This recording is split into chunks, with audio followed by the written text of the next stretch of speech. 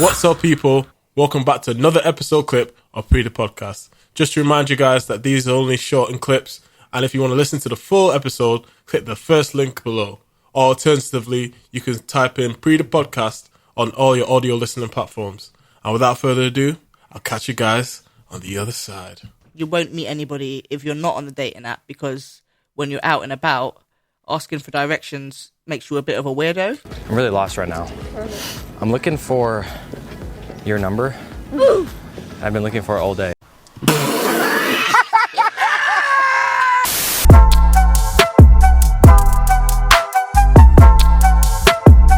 You are now listening to Breathe the Podcast with your host, Majaro. What's up, people?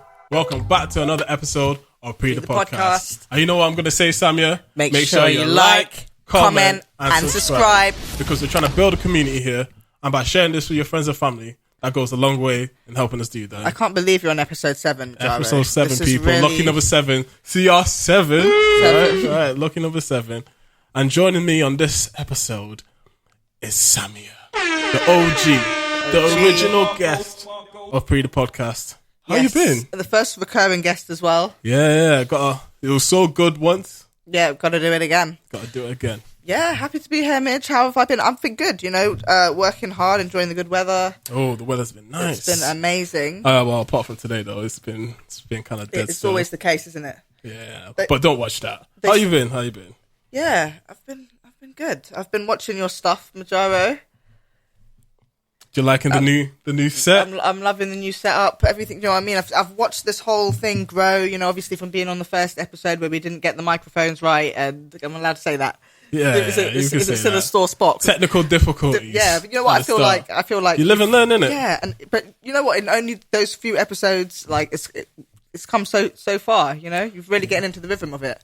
Yeah, man. It's all about growing. I appreciate the compliments. Yes, and get quite a lot of views and. Yeah, we're doing our thing. We're doing our thing. You're enjoying it as well. Yeah, I love it. That's the thing.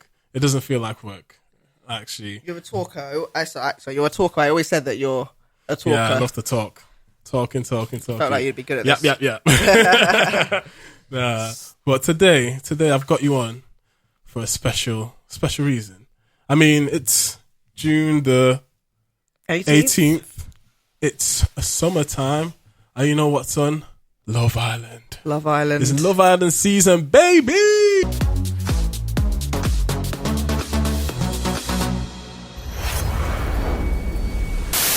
Love Island season. And when it's Love Island season, that's when everyone talks about relationships. Ooh. Relationships. Every podcast needs a relationship episode, don't they? Of course. I feel like it's time as well. It's time. You know what? The funny thing is, I didn't realise that was what this podcast was going to be about. This episode was going to be about. So it's all kind of fresh for me. So you'll be throwing in some new things. Yeah. Don't let them know your next move, eh? Yeah. Okay. So if the goal is to, build a solid foundation for the future, let's just say that. What do you think dating is like to, necessarily build to that, or maybe not even build to that? What do you think dating is today? For me, these dating apps are wild. They're everywhere. Back in the day, here we go. Back in the day, Tinder had literally just started, maybe 4 or 5 years maximum at that point, and it felt very much, we were coming from an age of forming dating couples, .coms and stuff like that, like specific websites built for, matching online. I can't remember the names of them. Yeah. It feels like they've gone extinct for some reason. Yeah. But those websites where at that time people would look down and be like, oh, you're on a dating website. What kind of recluse are you? Yeah, it was quite embarrassing. Ugh. Yeah. I don't associate myself with such swag. I don't get it. You uncultured swine. What are you looking at, you hockey puck? For the over people are looking down on you. Exactly. Yeah. Exactly, yeah. So we come from that era to now the dating app is, because I feel like the association was that you're like some incel in your room. Yeah, exactly. And you can't get any gal. Yeah. And you're just there like, do you remember that kind of let me message someone on 4chan. Do you remember that kind of like that stereotype, I suppose, like late 90s, early noughties, of like anybody who was like into computing, do you know what I mean, would be that kind of nerd in the basement. Yeah, that was the stereotypical thing. Whereas, but now everyone's kind of, if you don't keep up with technology, then you're a bit of a nerd. Do you know what I mean? It's kind of been a bit of a switch. Yeah. Like technology is definitely important nowadays. And nowadays as well, like, you know, I might be like, Ahmed, you know, I'm checking out this girl on Tinder. Look, what do you think? She looks cool, whatever. And it's not embarrassing at all.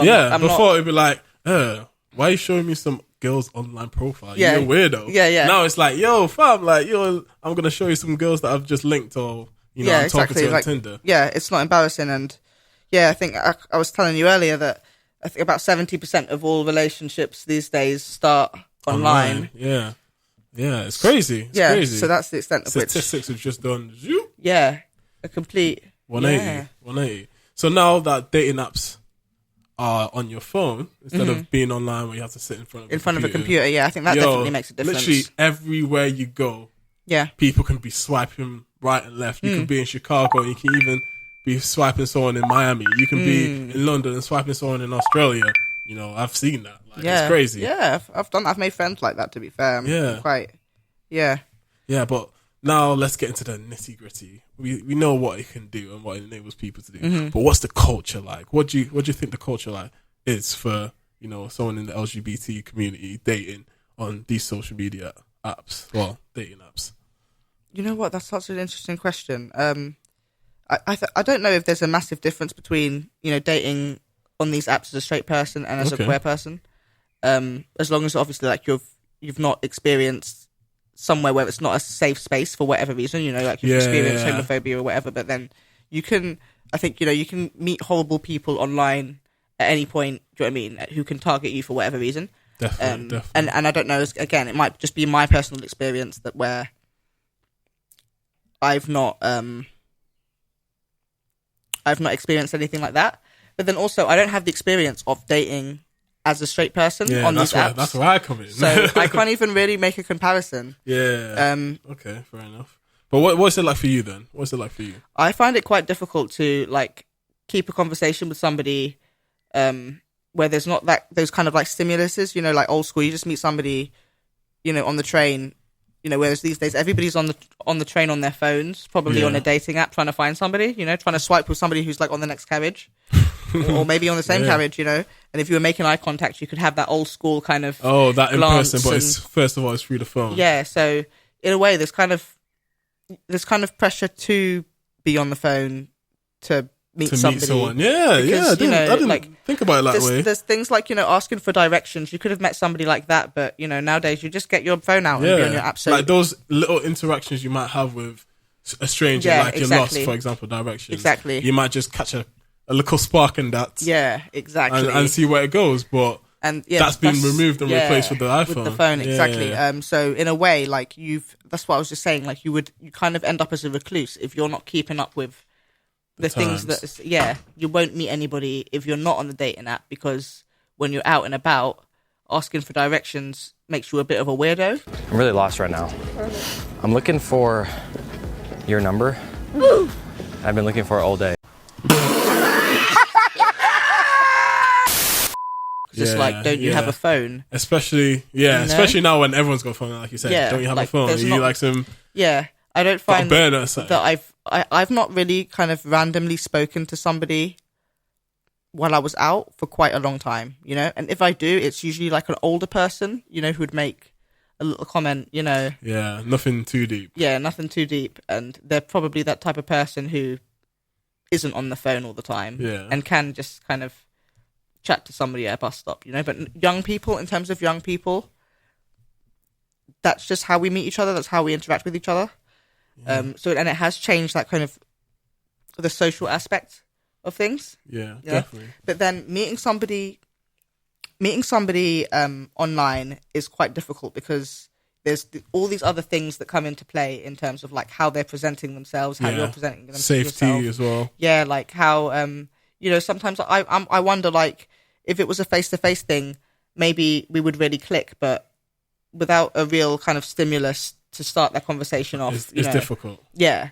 Or maybe even the other way around. We can talk and click really well, but then in person there's a vibe about you that I don't really like. Or yeah. That's literally, like you said, there's not much difference. That's exactly what it's like dating as a straight person on these apps. Like that's what I can imagine. Like when I was on it, it was like that. Like there was a time and place where it felt like everyone was genuinely looking to see who's about, who's looking for a relationship, and then it slowly turned to like the hookups, like you've heard everything, one night stands, and just linking up and dumping the next day. Exactly. And a lot of people use it for different things. Some people use it as an ego boost. Some people use it, to get sexual favors and stuff like that. Don't you think that? And some people use it for actual relationships. It's kind of like creates a bit of a throwaway culture when it comes to people, because you can kind of just be like, nope. That's what like I've heard, like nowadays with new Hinge and stuff like that. Yeah,